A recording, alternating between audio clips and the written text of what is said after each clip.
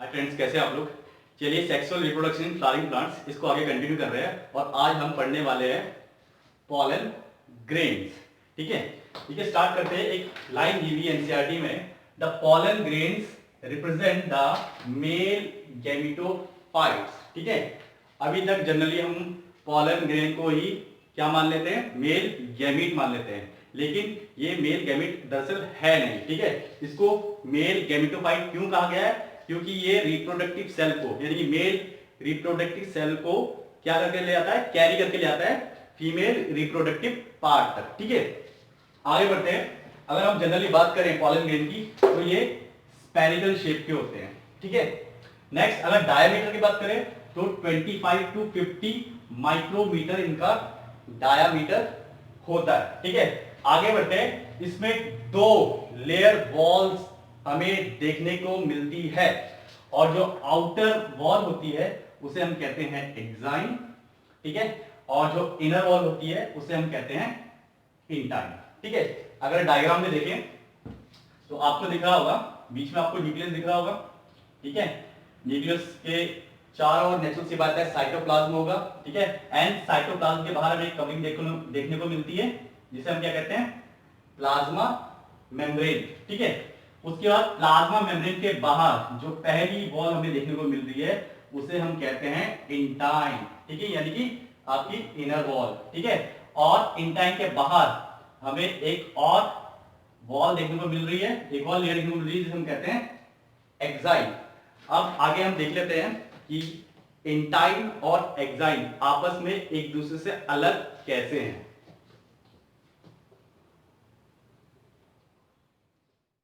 चलिए, एक्साइन और इंटाइन में बेसिक डिफरेंस क्या होता है उसको जान लेते हैं। ठीक है, लेकिन अगर आपको पॉलन को ऑब्जर्व करना हो तो पॉलन आपको देखने को कहां मिलते हैं। ठीक है, तो एक एग्जांपल दिया हुआ है हमारी एनसीईआरटी में कि अगर आप हिबिस्कस जो फ्लावर है, ठीक है, उसके ओपन एंथर को छुएंगे तो एक पाउडरी येलोइश पाउडरी सब्सटेंस, वो पॉलन ग्रेन आपके फिंगर्स पे आके लग जाते हैं। ठीक है, देन आप एक ग्लास स्लाइड ले लीजिए, उसमें एक ड्रॉप वाटर डालिए। ठीक है, और उसको स्प्रिंकल कर दीजिए उसके ऊपर। देन आप माइक्रोस्कोप के नीचे देखेंगे तो आपको वेरियस शेप और साइज के पॉलेंस देखने को मिलेंगे। चलिए अब देख लेते हैं इनमें बेसिक डिफरेंस क्या है। एक्साइन की अगर बात करें तो जो आउटर वॉल होती है, ठीक है, पॉलन ग्रेन की, उसे हम एक्साइन कहते हैं। ठीक है, आप देख भी रहे होंगे, हमने ये जो दिखाई हुई है यहाँ पे, ये आपकी एक्साइन है, आउटर वॉल। ठीक है, ये एक डिसकंटीन्यूअस लेयर है, आप देख भी रहे होंगे, बीच में हमने गैप छोड़े हुए हैं। ये क्या है, गैप है। ठीक है, इसलिए इसे डिसकंटीन्यूअस लेयर भी कहा जाता है। आगे ये बनी किसकी होती है, स्पोरोपोलिनिन की, यानी कि आपकी एक्साइन किसकी बनी हुई है, स्पोरोपोलिनिन की बनी हुई है। ठीक है, और ये जो स्पोरोपोलिनिन है ये most resistant organic material known है। अभी तक का अगर नोन मटेरियल की बात करें तो ये मोस्ट रेजिस्टेंट ऑर्गेनिक मटेरियल है। अब ये ऑर्गेनिक मटेरियल जो मोस्ट रेजिस्टेंट, इसको कहा जा रहा है, क्यों कहा जा रहा है, ठीक है, क्योंकि ये हाई टेम्परेचर को भी झेल लेता है, स्ट्रॉन्ग एसिड्स को झेल लेता है। ठीक है, किसी भी एल्कली कंडीशन को झेल लेता है। ठीक है, कोई भी एंजाइम स्पोरोपोलिनिन को डिग्रेड नहीं कर पाता है। ठीक है, अब कोई भी एंजाइम इसको डिग्रेड नहीं कर पा रहा है, कोई स्ट्रॉन्ग एसिड इस पे असर नहीं कर पा रहा है, हाई टेम्परेचर असर नहीं कर पा रहा है। ठीक है, इसकी वजह से हम इसको प्रिजर्व करके रख सकते हैं एज अ फॉसिल्स। ठीक है, फॉसिल्स के रूप में भी हमें ये मिलता है। यहां पे हमने बात की कि भाई जो आपकी एक्साइन है ये एक डिसकंटीन्यूअस लेयर है, दैट मींस इसमें बीच में हमें क्या गैप देखने को मिल रहे हैं, यानी कि इस लेयर में बीच में गैप है, यानी कि जहां पे स्पोरोपोलिनिन प्रेजेंट नहीं है। ठीक है, तो उन गैप्स को, ये जो गैप है ये उसको कहते हैं जर्म पोर। ठीक है, आगे बढ़ते हैं। अब जो इनर वॉल होती है पॉलन की उसे हम कहते हैं क्या, इंटाइन। इंटाइन इसकी इनर वॉल होगी, आप देख भी रहे होंगे एक्साइन के अंदर ये वाली, ठीक है, इंटाइन है।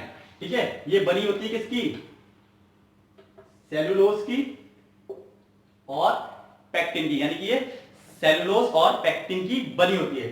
साथ ही साथ आप देख रहे होंगे ये कॉन्टिन्यूअस लेयर है, आप यहां देख रहे होंगे हमने बीच में कहीं भी गैप नहीं दिखाया हुआ है। ठीक है, जैसे हमने एक्साइन में गैप दिखाया हुआ है, यहां कोई गैप नहीं है, बिल्कुल कॉन्टिन्यूस है। ठीक है, तो ये एक कॉन्टिन्यूस लेयर होती है। ठीक है, अब आगे बढ़ते हैं। अब देखिए, जब आपका पॉलन मैच्योर आता है तब उसमें हमें दो टाइप के सेल देखने को मिलते हैं। चलिए उनको देख लेते हैं, वो कौन कौन से होते हैं। एक होता है आपका वेजिटेटिव सेल और दूसरा होता है आपका जनरेटिव सेल। ठीक है, और ये आपस में दोनों में, इन दोनों में अंतर क्या है वो देख लेते हैं। ठीक है, जो आपका वेजिटेटिव सेल होता है वो साइज में काफी बड़ा होता है। आप देख रहे होंगे यहाँ पे एक डायग्राम बनाया हुआ है, और ये जो बड़ा पोर्शन दिखा रखा है ये है आपका वेजिटेटिव सेल का, और ये जो छोटा पोर्शन दिखा रखा है ये वाला, ठीक है, ये आपका है जनरेटिव सेल। तो जो वेजिटेटिव सेल होता है वो साइज में बड़ा होता है, साथ ही साथ इसमें काफी ज्यादा मात्रा में फूड रिजर्व्स देखने को मिलते हैं। ठीक है, साथ ही साथ इसका जो न्यूक्लियस है वो इररेगुलर शेप का होता है, बड़ा भी होता है और इररेगुलर भी होता है। ठीक है, आप देख भी होंगे हमने इररेगुलर सा बना रखा है। ठीक है, अब आते हैं आपका जनरेटिव सेल पे। ठीक है, तो आप ये नीचे देख रहे होंगे ये वाला, ये आपका जनरेटिव सेल है। ठीक है, जनरेटिव सेल क्या है, साइज में छोटा है, आप देख भी रहे होंगे इसके कंपैरिजन में ये छोटा है। ठीक है, और ये क्या है, फ्लोट करता है किसमें, साइटोप्लाज्म में, किसके, वेजिटेटिव सेल के, यानी कि ये वेजिटेटिव सेल के साइटोप्लाज्म में फ्लोट करता है। ठीक है, साथ ही साथ ये कैसा होता है, स्पिंडल शेप का होता है। आगे इसमें हमें डेंस साइटोप्लाज्म देखने को मिलता है और न्यूक्लियस भी देखने को मिलता है। अब देखिए बहुत ही इंपॉर्टेंट चीज, अगर हम एंजियोस्पर्म की बात करें तो 60% एंजियोस्पर्म में, ठीक है, हमें ये 2 सेल स्टेज देखने को मिलती है, यानी कि वेजिटेटिव सेल और जनरेटिव सेल, 2 सेल है, तो 2 सेल स्टेज हमें देखने को मिलती है 60% एंजियोस्पर्म में, यानी कि इस स्टेज में आके आपका पॉलन शेड कर जाता है। ठीक है, लेकिन बाकी बचे हुए 40% एंजियोस्पर्म में, ठीक है, जो आपका जनरेटिव सेल है, ये वाला छोटा वाला, ठीक है, इसमें क्या होता है, माइटोटिक डिवीजन होता है। ठीक है, माइटोटिक डिवीजन होने के बाद 2 मेल गैमीट की फॉर्मेशन होती है। क्या होती है, 2 मेल गैमीट की फॉर्मेशन होती है। ठीक है, अब क्या हो गया, वो 2 सेल स्टेज था, यहां पे 2 मेल गैमीट ये बन गए, 2 + 1 3, यानी कि 3 सेल स्टेज में आकर आपका पॉलन शेड कर जाता है। ठीक है, तो ये बेसिक डिफरेंस है। अगर हम 60% एंजियोस्पर्म की बात करें तो उसमें 2 सेल स्टेज देखने को मिलती है, और बाकी बचे हुए जो आपके 40% एंजियोस्पर्म है उसमें हमको जो आपका जनरेटिव सेल है उसमें माइटोटिक डिवीजन होगा, और वो 2 मेल गैमीट की फॉर्मेशन करेगा, और 3 सेल स्टेज आने के बाद वो शेड कर जाएगा। ठीक है, तो ये वेजिटेटिव सेल और आपका जनरेटिव सेल था। सो फ्रेंड्स, अगले वीडियो में भी ये टॉपिक कंटिन्यू रहेगा, काफी लंबा टॉपिक है, इसको तोड़ के 2 पार्ट में बना रहे हैं। ठीक है, तो अगले वीडियो में भी ये टॉपिक कंटिन्यू रहने वाला है। सो चैनल से जुड़े रहिए, सब्सक्राइब कीजिए, शेयर कीजिए, तब तक के लिए बाय बाय।